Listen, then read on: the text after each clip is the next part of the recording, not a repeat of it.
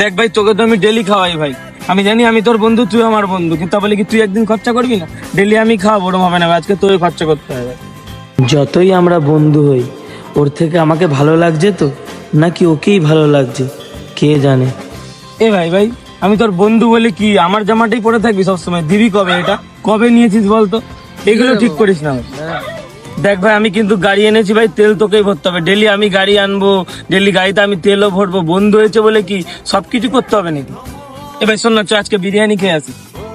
পয়সা নেই তো ভাই। কেমন বন্ধু তুই! আসলে আমরা সবাই জীবনে ভালো বন্ধু খুঁজি, কিন্তু কেউ ভালো বন্ধু হওয়ার চেষ্টা করি না।